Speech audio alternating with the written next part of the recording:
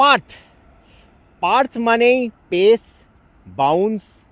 পার্থ মানেই মানে বলা হয় যে পেসারদের আঁতুড়ঘর, পেসের আঁতুড়ঘর পার্থকে।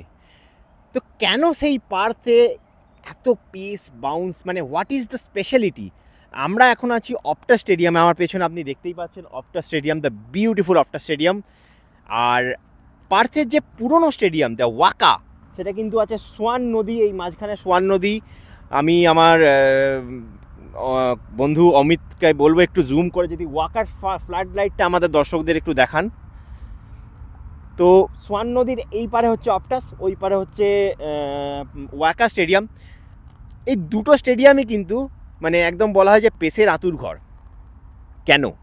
তার একটা স্পেশাল রিজন হচ্ছে এখানকার যে সয়েলটা ইউজ করা, যে মাটিটা ইউজ করা, যে পিচ দিয়ে মাটিটা তৈরি হয়, সেই পিচটা কিভাবে ইনস্টল করা হয় বা মাটিটা কোথা থেকে আসে আজকে আমি আপনাদের বলবো। সেই মাটিটা আসে এখান থেকে 110 কিলোমিটার দূরে, in the south western Australia, ওয়ারানুয়া বলে একটা গ্রাম আছে, সেই ওই পার্টিকুলার গ্রামের মাটিটাই কিন্তু আনা হয় এবং ওই পার্টিকুলার গ্রামের মাটি দিয়েই কিন্তু এই ওয়াকার পিচ তৈরি হতো এবং সেম মাটি দিয়ে সেম কিউরেটার এই স্টেডিয়ামের পিচ বানান এবং সেই পিচেই কিন্তু ভারত অস্ট্রেলিয়ার border Gavaskar trophy 2024-25 first test match খেলা হবে। যেহেতু এই স্টেডিয়ামটা মাল্টিপারপাস স্টেডিয়াম, তাই জন্য পিচটা জেনারেলি এরা ক্রিকেট সিজনের আগে অক্টোবরের শুরুতে, মোটামুটি অক্টোবরের মিডিল উইকে এরা ইনস্টল করে পিচ। এবারে 5টা ড্রপ ইন পিচ ইনস্টল করা হয়েছে এখানে এবং পিচটাকে শুধু ইনস্টল করাই নয়, এক একটা পিচের ওজন হচ্ছে অ্যারাউন্ড 25 টন, 25 টন মতো এক একটা পিচের ওজন। সেইগুলোকে 3 দিন লেগেছে ইনস্টল করতে, শুধু পিচ ইনস্টল করতে 3 দিন লেগেছে। এবং তাছাড়া এই পিচটাকে মেনটেন করা, সবথেকে বড় হচ্ছে ময়েশ্চার মেনটেন করা। জানেন কীভাবে করে এরা? যখন ইনস্টল হয়ে যায় পিচ, এভরিডে তারা পিচের স্যাম্পেল নিয়ে যায় এবং মাইক্রোওয়েভে সেই স্যাম্পেলকে ঢুকিয়ে টেস্ট করে যে ওই মাটিটা ড্রাই হতে কতক্ষণ সময় লাগছে এবং সেই অনুসারে তারা ক্যালকুলেট করে সেইভাবে পিচের ওপর ওয়াটারিং করে, পিচের ময়েশ্চারটাকে মেনটেন করে যাতে ড্রপ ইন পিচটা সেটেল হয় প্রপারলি। কেননা সেটেল হওয়াটা খুব দরকার, নয়তো আমরা দেখেছিলাম নিউ ইয়র্কে কী হয়েছিল, ড্রপ ইন পিচ যদি প্রপারলি সেটেল না হয়। এখানে কিন্তু অলরেডি এইখানে একটা ম্যাচ হয়ে গেছে, সিজন শুরু হয়ে গেছে পার্থে, ক্রিকেট সিজন।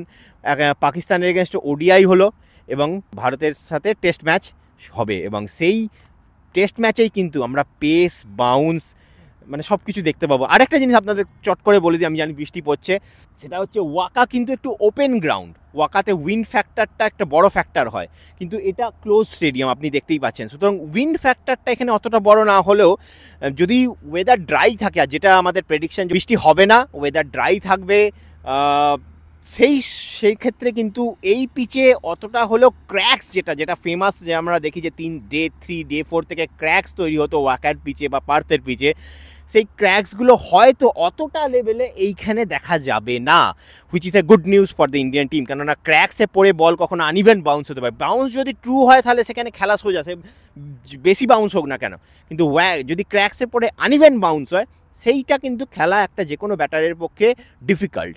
সুতরাং এই উইকেটে কিন্তু অতটা ক্র্যাক্স হবে না। আর হিউমিডিটি মানে যেহেতু হিট অতটা নেই, কেননা আজকে দেখতে পাচ্ছেন বৃষ্টি পড়ছে, কালকেও বৃষ্টির সম্ভাবনা আছে। তো going into this test match, একটু যদি মেঘলা ওয়েদার থাকে এবং ম্যাচের সময় যদি বেশি রোদও হয়, কিন্তু তাহলেও উইকেটে কিন্তু ততটা ক্র্যাক্স হবে না যতটা পুরনো ওয়াকা স্টেডিয়ামে দেখা যেত। সো এই ইন্টারেস্টিং যে স্টোরিটা, এই ইন্টারেস্টিং যে আপডেটটা আমি আপনাদের রে স্পোর্টসের দর্শকদের কাছে নিয়ে এলাম সোজা পার্থ থেকে। আর দেখতে থাকুন আমাদের বর্ডার গাভাস্কার ট্রফির কভারেজ। আমি Sandipan Banerjee, signing off from the Optus stadium in Perth. As you can see around us, we've got a fantastic outfield, looks perfect for cricket. The curators here at Optus Stadium have done a terrific job of renovating the surface and getting it ready for this match. We dropped in the 5 test wicket strips, each weighing about 25 tonnes last week. 3 days it took us to get them in the ground, and they've been curated by the Wackers curators to make them perfect for a test match on an ODI. It'll be fast paced, it'll have bounce, the traditional West Australian cricket wickets we all come to expect.